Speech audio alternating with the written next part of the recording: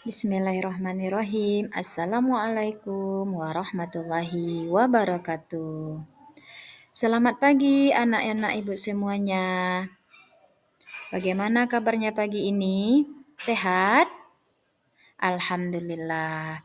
Mudah-mudahan kita semua dilindungi oleh Allah Subhanahu wa taala. Anak-anak ibu semuanya, siapa yang tidak hadir hari ini? Hadir semuanya? Alhamdulillah hadir semuanya. Mudah-mudahan anak ibu hari ini bisa membawa ilmu yang bermanfaat pulang nantinya ya. Baik anak-anak ibu semuanya, kita lanjutkan lagi pelajaran kita hari ini yaitu tentang sebab-sebab hijrahnya Nabi Muhammad.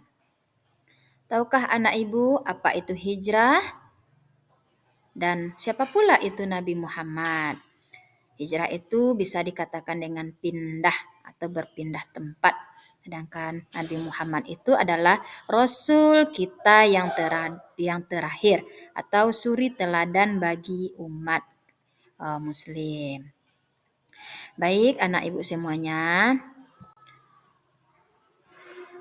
Tujuan pelajaran kita hari ini yaitu memahami latar belakang hijrah.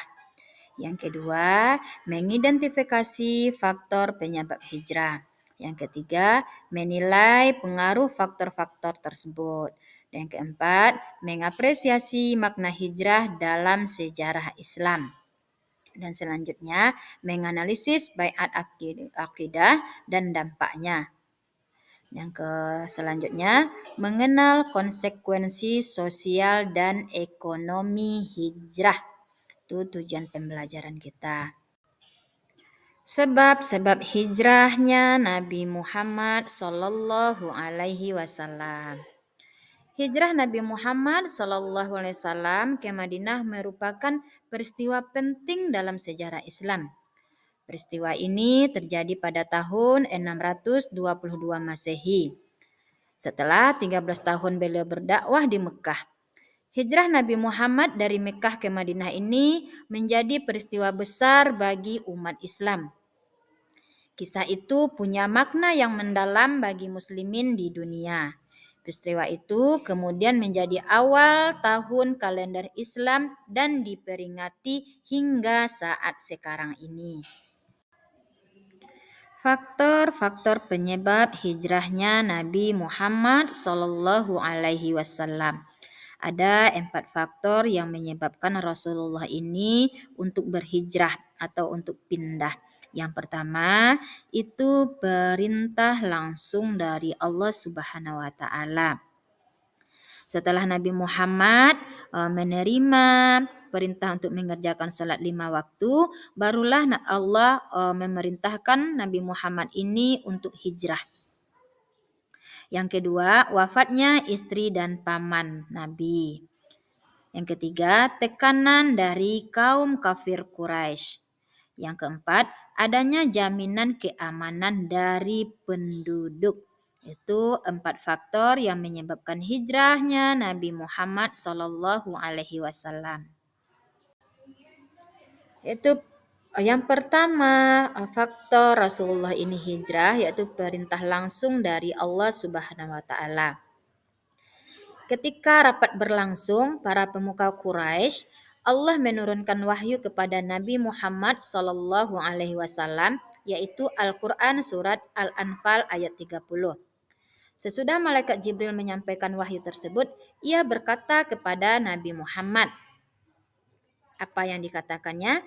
Wahai Rasulullah, janganlah engkau tidur malam ini di atas tempat tidur engkau yang telah biasa tidur di atasnya.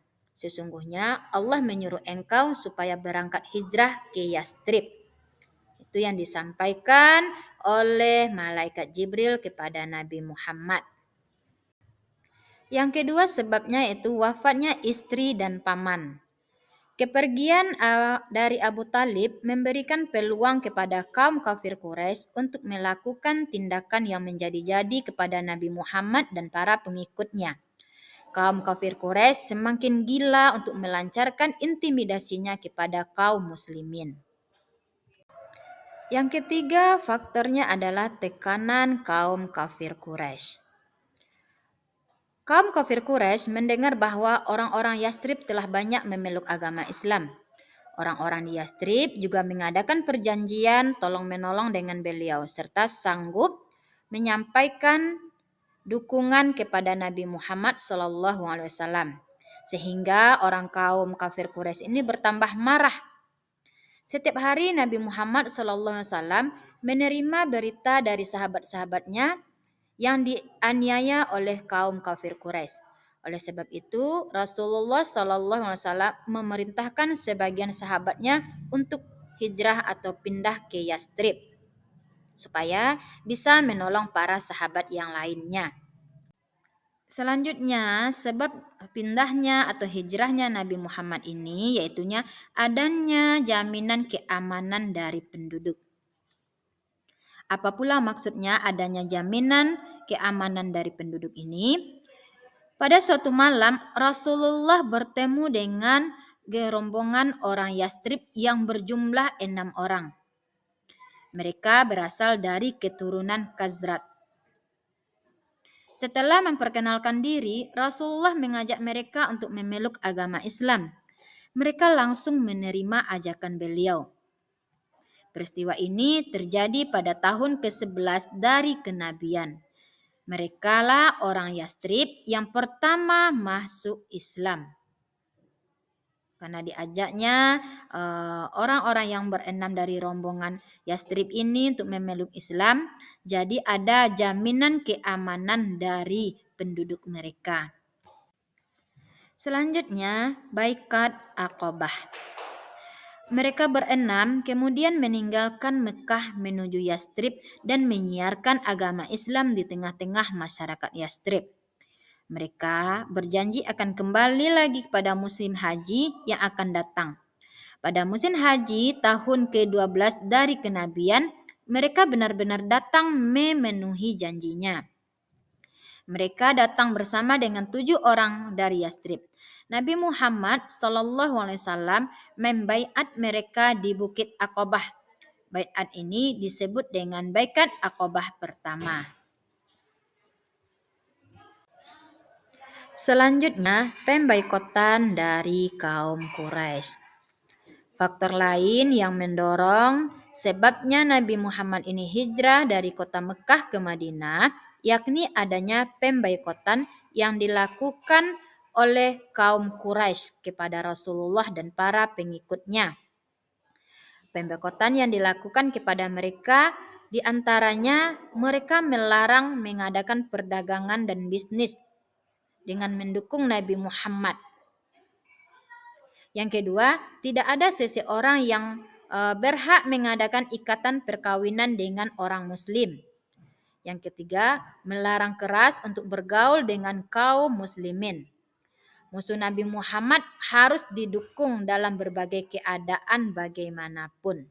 Itu pemboikotan dari kaum Quraisy. Nah, anak-anak ibu semuanya, dapat kita simpulkan ada beberapa faktor yang menyebabkan Rasulullah ini pindah dari Mekah ke Madinah. Yang pertama itu merupakan perintah langsung dari Allah Subhanahu wa taala. Yang kedua, wafatnya istri dan paman Nabi. Yang ketiga, siksaan kaum kafir Quraisy ini kepada umat Islam semakin berat. Dan selanjutnya adanya baiat dari umat Islam di Madinah. Itu sebab-sebab Nabi Muhammad hijrah dari Mekah ke Madinah. Nah, anak ibu semuanya, silakan anak ibu baca-baca kembali bukunya dan dipelajari lagi di rumah supaya untuk ujian selanjutnya anak ibu bisa menjawab atau mengerjakan soal-soal yang ibu berikan dengan baik. Silakan diulang lagi di rumah, dipahami lagi supaya anak ibu bisa memahaminya dengan baik. Cukup sekian materi kita hari ini. Mari kita tutup dengan membacakan Alhamdulillahirabbil alamin. Assalamualaikum warahmatullahi wabarakatuh.